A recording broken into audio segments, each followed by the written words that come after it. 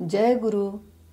आज आपण Leo COX लिखित आय बिकम माय हार्ट या मूळ इंग्रजी पुस्तकाचा झालो मी हृदयरूप हा मराठी अनुवाद ऐकणार आहोत. लिओ कॉक्स हे परमपूज्य गुरुदेव परमहंस योगानंदजी यांचे शिष्य होते. हे पुस्तक म्हणजे लिओ कॉक्स यांनी सांगितलेले अनुभव. आय बिकम माय हार्ट अर्थात झालो मी हृदयरूप. मूळ लेखक लिओ कॉक्स, संकलन आणि संपादन पॉल गॉर्श, मराठी अनुवाद सौ अंजली दिलीप गोखले. चला तर मग आपण हे अनुभव क्रमशः ऐकूया. कबीरांच्या दोह्यांमधून. ही माझ्या सच्च्या गुरूंची कृपा, ज्यांनी अज्ञाताशी माझा परिचय करून दिला, ओळख करून दिली. पायाशिवाय कसे चालायचे, डोळ्यांशिवाय कसे पाहायचे, कानांशिवाय कसे ऐकायचे, मुखाशिवाय प्यायचे कसे, पंख असल्याशिवाय उडायचे कसे, हे मी त्यांच्याकडूनच शिकलो. मी माझे प्रेम आणि चिंतन, ध्यान अशा ठिकाणी आणले, अशा प्रदेशात आणले की जिथे सूर्यचंद्र नाहीत किंवा दिवस रात्रही नाही. अमृताची मधुरता न चाखताही मला समजली आहे. पाणी न पिता माझी तहान भागली आहे. जिथे आनंदाला प्रतिसाद आहे तिथे आनंदाची तृप्ती आहे. हा आनंद मी कुणासमोर व्यक्त करू? कबीर म्हणतात, गुरु हे शब्दांपेक्षाही थोर आहेत आणि शिष्याचे खूप मोठे परमभाग्य आहे. रवींद्रनाथ टागोर.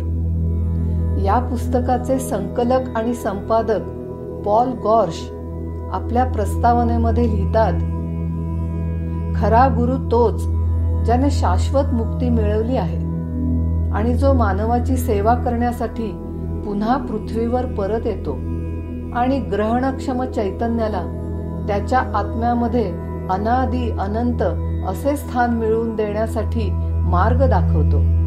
परमहंस योगानंद हे या प्रकारचे गुरु होते आणि पैलू पाडलेल्या हिऱ्याप्रमाणे ते या जगाला सतत अनंत अशा चैतन्याच्या प्रकाशाने प्रकाशत राहिले आहेत. जे शिष्य त्यांच्या विचारांशी एकरूप झाले आहेत त्यांच्या हृदयामध्ये तो विचाररूपी प्रकाश शोषला गेला आहे आणि त्यांच्यामध्ये कायमस्वरूपी परिवर्तन घडले आहे. श्री लिओ कॉक्स हे त्यापैकीच एक परमशिष्य होते. योगानंदांच्या आणि इतरांच्या लिओ यांनी गोळा केलेल्या गोष्टी आणि पत्रांमधून आपल्याला असाधारण आणि अतिशय वैयक्तिक दृष्टिकोन पाहायला मिळतो, समजून येतो. परमेश्वराला ओळखलेल्या गुरूंच्या सहवासाचा काय परिणाम घडून येतो हे समजून येते. त्यांच्या पहिल्या भेटीमध्येच लिओ यांना पक्के समजून आले की योगानंद हेच त्यांचे गुरु आहेत. त्यावेळी त्यांचे हृदय प्रेमाने इतके उचंबळून आले की ते म्हणतात, मी माझे शरीर माझे हृदय बनले. माझ्या हृदयाला पंख फुटले आणि मी माझ्या शरीराबाहेर पडून विहार करायला लागलो. लिओंनी स्वतःला पूर्णपणे गुरूंना समर्पित केले. एखादे पालक आपल्या हट्टी मुलाच्या पुढील भवितव्यासाठी आणि त्याचे चांगले दैव विधिलिखित घडण्यासाठी कसे मार्गदर्शन करतील तसे योगानंदांनी अतिशय प्रेमाने आणि शिस्तबद्ध मार्गदर्शन केले. योगानंदांनी देह ठेवल्यानंतर लिओंनी आपल्या गुरुबद्दल, ज्यांना खरी ओढ आहे, आवड आहे, अशांना त्यांच्या गोष्टी, आठवणी सांगायला सुरुवात केली. त्याला प्रतिसाद म्हणून एका भक्ताने लिहिले, तुम्ही सांगितलेल्या गोष्टी, आठवणी माझ्या आणि अनेकांच्या मनाला स्पर्शून गेल्या आहेत. गुरु योगानंदांनी अतिशय प्रेमाने, हळूवारपणे, नाजूकपणे घेतलेली काळजी आम्हाला तुमच्या डोळ्यांमध्ये दिसून आली आणि तुम्ही सांगितलेल्या आठवणींच्या पाऊलखुणा तुमच्या बरोबर वाटून घेण्याची संधी आम्हाला मिळाली. तुम्ही मला ही मौल्यवान आणि असाधारण अशी जी भेट दिली आहे जे बक्षीस दिले आहे त्याबद्दल मी कायमस्वरूपी कृतज्ञ राहीन. त्यामधूनच मला परमेश्वराबद्दलचे नितांत प्रेम दिसून आले आहे, समजले आहे. मला माझ्या वयाच्या 20 वर्षांपासूनच आध्यात्मिक मार्ग सापडला आहे. या मार्गाची, या आशीर्वादाची व्याप्ती, त्याचे महत्त्व मला आता नक्की समजून येते, लक्षात येते. तेव्हाच माझी योगानंदांना याची देही याची डोळा पाहिलेल्या त्यांच्या शिष्यांशी गाठ पडली, ओळख झाली आणि कॅलिफोर्नियामध्ये रिचमोंड येथे सेल्फ रिअलायझेशन फेलोशिप मंदिरामध्ये 1980च्या शेवटी लिओ आणि त्याची पत्नी मार्सेली यांना मी भेटलो. लिओने सांगितलेले त्याचे स्वतःचे अनुभव ऐकून योगानंदांच्या अगाध उच्च विचारांची आणि त्यांनी या जगाला दिलेल्या दैदिप्यमान प्रकाशाची कल्पना आली. त्याचवेळी लिओ आणि मार्सेली यांच्याबरोबर माझी गाढ आणि चैतन्यदायी मैत्री जमून गेली. अखेरीस या चैतन्यपूर्ण, प्रेमळ, आनंदी कुटुंबाचे आम्ही सदस्य बनलो आणि मला चांगले समजून चुकले, नक्की लक्षात आले की लिओची आपल्या गुरूंबद्दल असलेली आत्मीयता, समर्पण वृत्ती काळरूपी वाळूवर खोलवर ठसा उमटवणारी आहे. मी असा कधी विचारही केला नव्हता की 2006 मध्ये मार्सेलीच्या जाण्यानंतर इतक्या लवकर लिओचे अनुभव जतन करून ठेवण्यामध्ये आणि प्रकाशित करण्यामध्ये मी काही काम करेन किंवा माझी थोडीफार मदत होईल. सगळ्या आठवणी, गोष्टी ध्वनिमुद्रण स्वरूपात नोंद करून ठेवायला लिओने कधीच तयारी दाखवली नाही आणि मला नक्की माहिती आहे की आताही असे कोणी करू शकेल. मी यासाठी पात्र नसताना सुद्धा मी या कार्याची जबाबदारी घेण्यासाठी झटलो आहे, प्रयत्न केला आहे. मी वैमानिक होतो, लेखक नव्हतो. मला प्रकाशनाबद्दल काहीही माहिती नव्हती. मी टाईप करायला, टंकलेखन करायला कधीही शिकलो नाही. लिओने हे काम जे साधे सोपे केले नाही, तर उलट त्याने गोष्टी, अनुभव ध्वनिमुद्रित करायलाही ठाम नकार दिला. त्याने काही सहकार्यही केले नाही. आजची वेळ चांगली नाही अशी काहीतरी सबब, कारण तो अनेक वर्षे काढत राहिला. त्याच्या विरोधामागचे कारण मला समजत होते. त्याच्या तब्येतीमध्ये सुधारणा होईपर्यंत आणि त्याला सगळे नीट आठवेपर्यंत वाट पाहावी असे त्याला वाटत होते. पण जसजशी वर्षे सरत चालली तसतशी त्याची तब्येत बिघडत चालली, कमकुवत व्हायला लागली. त्याच्या स्मृतीची अचूकता, खोली, व्याप्ती कमी कमी व्हायला लागली. तरी मला एक अवघड, अशक्य काम करायला मिळाले आहे असे वाटायला लागले. शेवटी अनेक वर्षांच्या अथक प्रयत्नानंतर आणि बऱ्याच कालावधीनंतर लिओचे अनुभव कथन ध्वनिमुद्रण स्वरूपामध्ये नोंद करून ठेवणे मला शक्य झाले. अक्षरशः त्याच्या आयुष्याच्या शेवटच्या वर्षी ते शक्य झाले. 2011च्या सुरुवातीच्या काळात लिओ जाण्यापूर्वी या सगळ्या अनुभवांचे रूपांतरित भाग वाचणे त्याला शक्य झाले. त्याच्या हातात जे काही आहे त्याबद्दल तो संतुष्ट आहे असे तो म्हणाला. या पृथ्वीवर इतरांना मदत करण्यासाठी अवतरलेल्या, पूर्णपणे मुक्त अशा चैतन्यरूपी अवतारी पुरुषाच्या सहवासात 3 वर्षांपेक्षा जास्त काळ राहण्याचे भाग्य लिओला लाभले. आपण सर्वसामान्य माणसे ज्या काळजा, चिंता यांच्या अनुभवातून जातो त्या सगळ्यांनाच त्यालाही तोंड द्यावे लागले. सगळ्या संकटांशी सामना करावा लागला आणि म्हणूनच यामध्ये एका अपूर्ण शिष्याची अनेक अडथळे पार करत जागृती अवस्थेपर्यंत पोहोचण्यासाठी केलेली प्रयत्नांची पराकाष्ठा स्पष्टपणे आपल्यासमोर उलगडली जाते. त्याचे स्पष्टीकरण समजून येते. त्याच्या फलज्योतिषनुसार जन्मखूण आणि जवळच्या काळात घडणाऱ्या जाणीवेच्या सूचनेनुसार लिओ स्वतःला दुष्ट स्त्री असे काहीतरी म्हणत असे.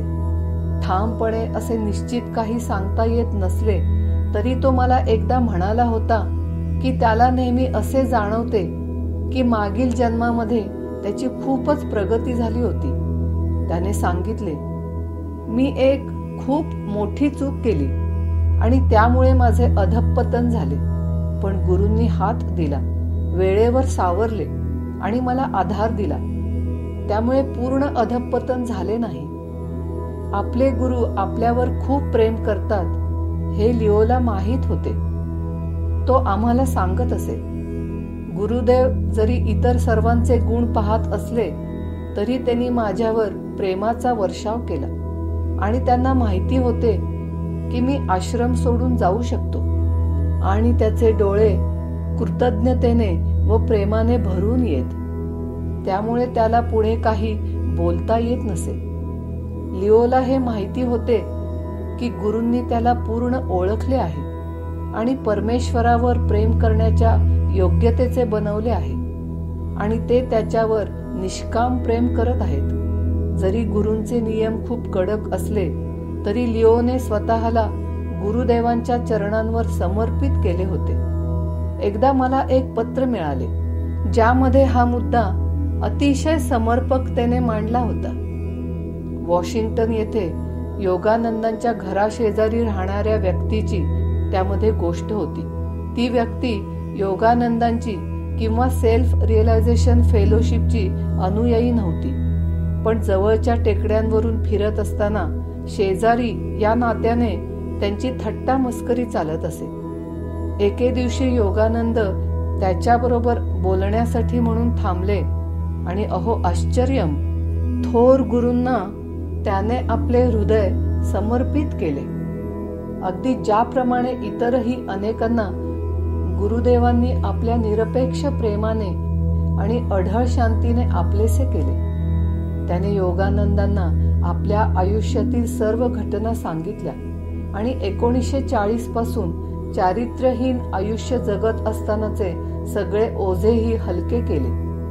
तो शेजारी ज्यावेळी सर्व काही सांगत होता त्यावेळी गुरुदेव फक्त शांतपणे सगळे ऐकत होते.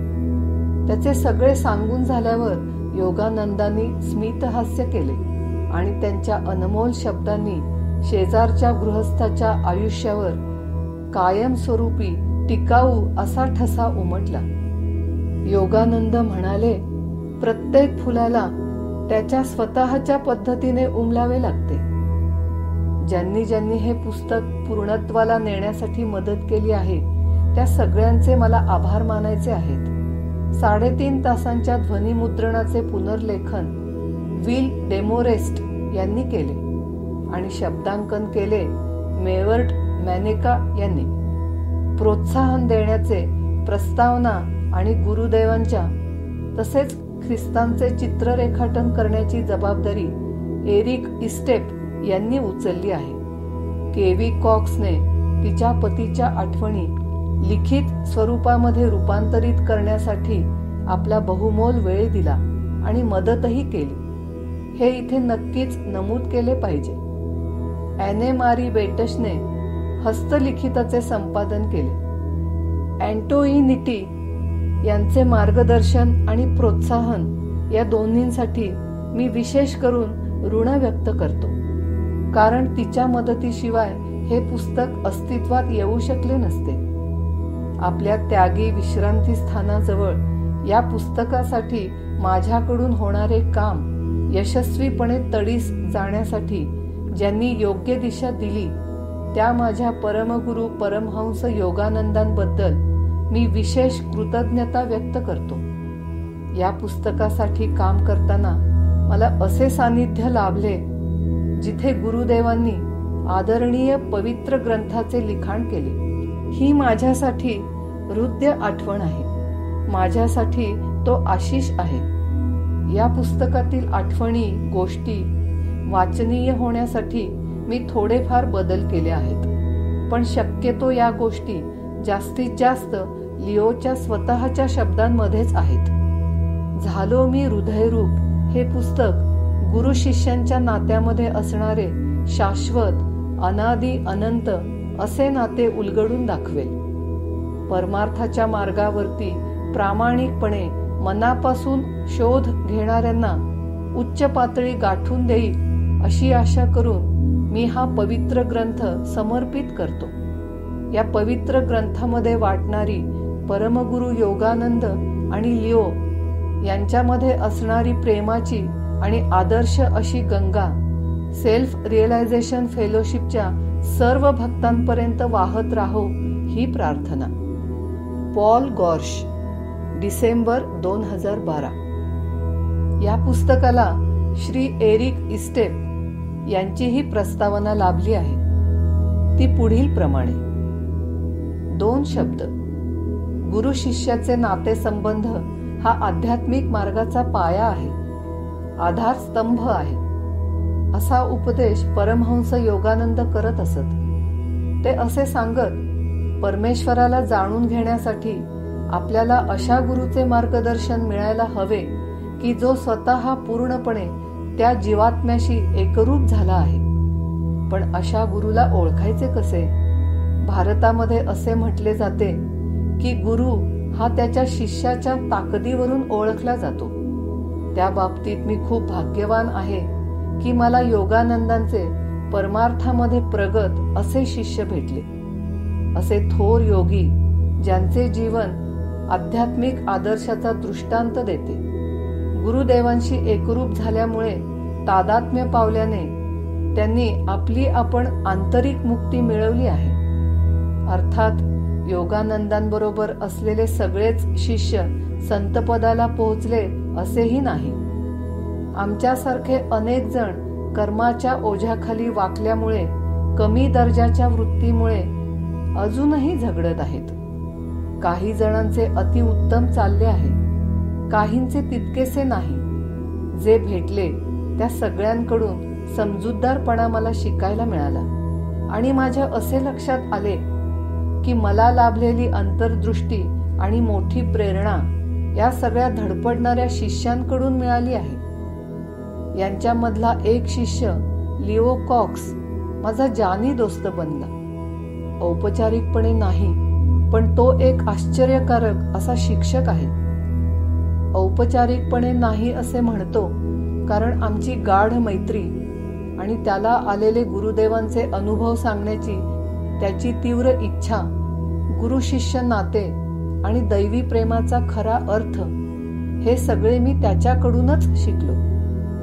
लिओ सगळ्यांना माहिती होता.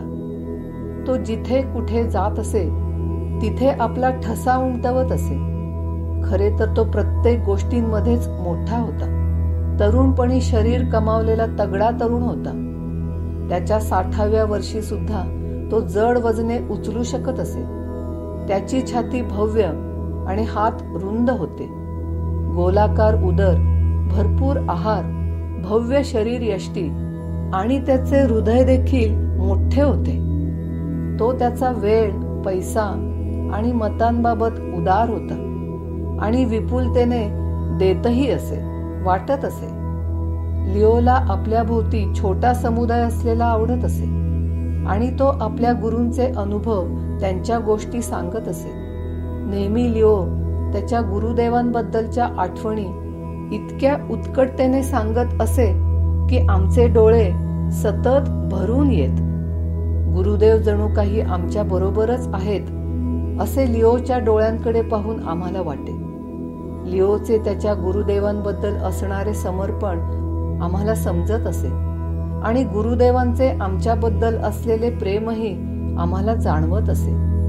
त्या तशा वेळी जीजस जे म्हणायचे त्याची मला आठवण होत असे.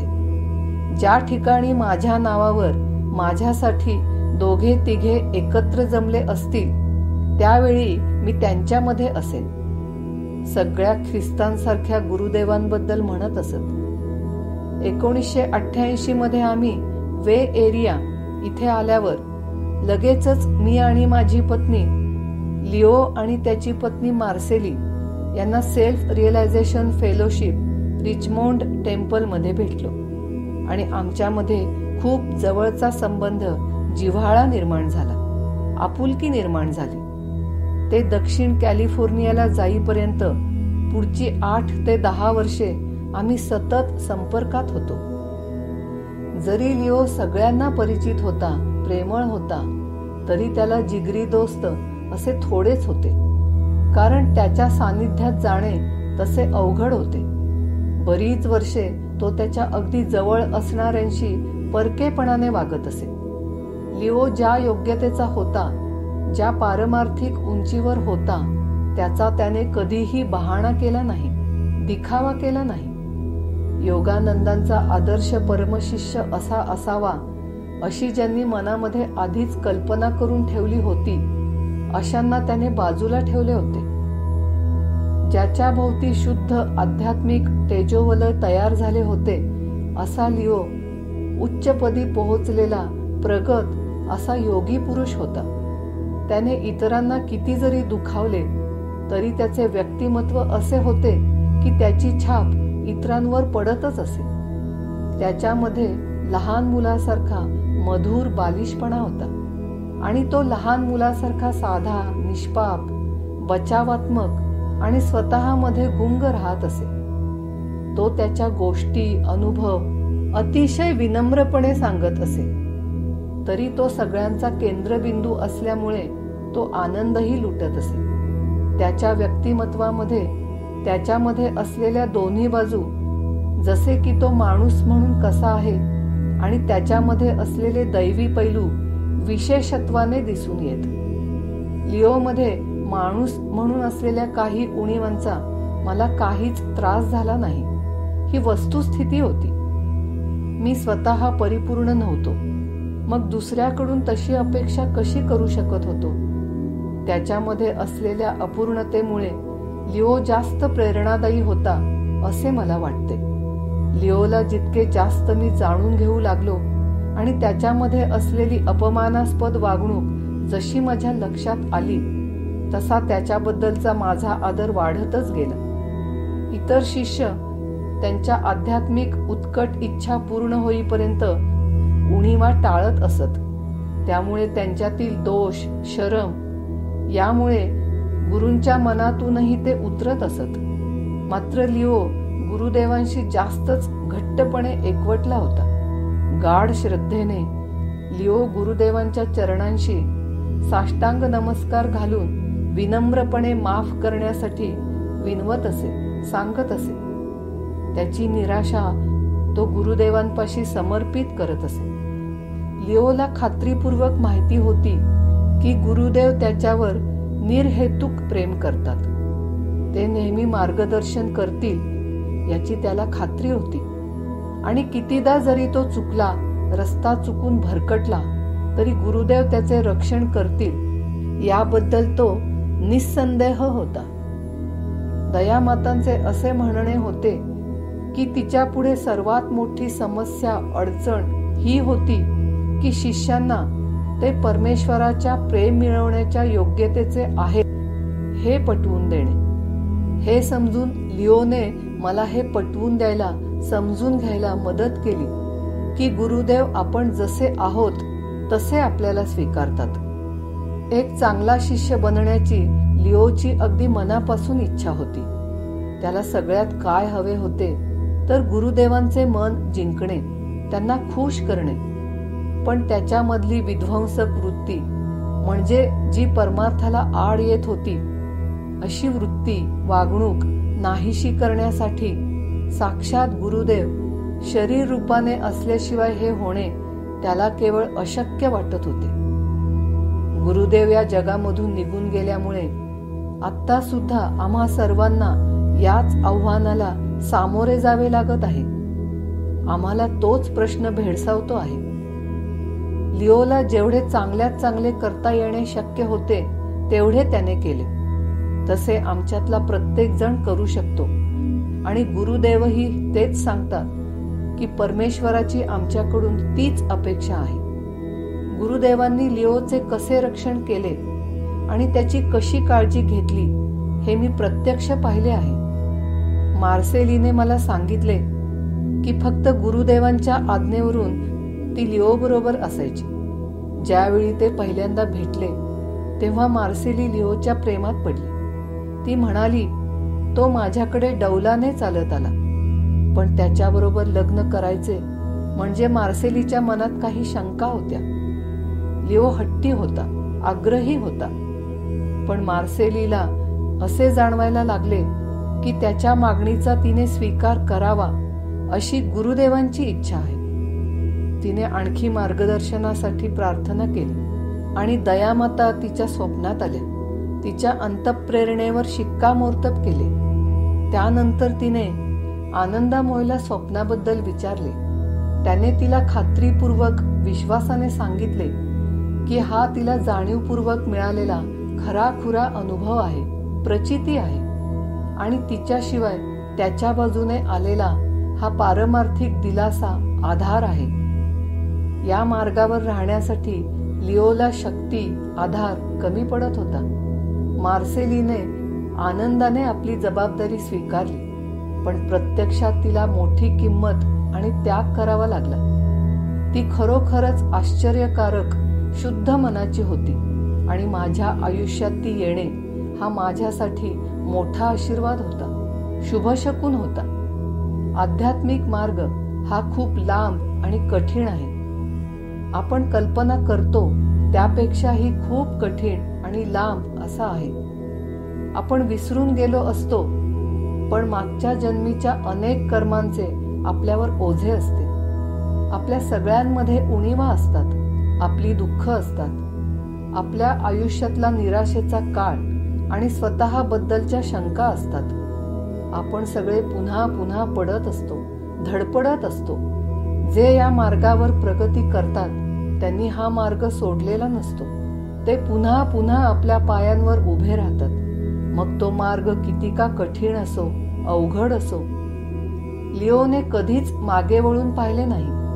गुरूंबरोबर असलेला आपला दुवा त्याने कधीच तोडला नाही आणि गुरुदेव शेवटपर्यंत त्याच्याकडे पाहत होते. ज्यावेळी मार्सेली आजारी पडली त्यावेळी गुरुदेवांनीच तिची काळजी घेण्यासाठी दुसरी देवदूत केवीला पाठवले. मार्सेलीच्या मृत्यूनंतर लिओ बरोबर केवी राहिली आणि त्याची पत्नी झाली. त्यानंतर कितीतरी वर्षे तो जाईपर्यंत रात्रंदिवस तिने त्याची काळजी घेतली. गुरुदेवांनी लिओला वचनपूर्वक सांगितले होते की जर तो निष्ठेने, विश्वासाने राहिला तर मृत्यूनंतर दुसऱ्या जगामध्ये ते नक्की त्याचे स्वागत करण्यासाठी तिथे असतील.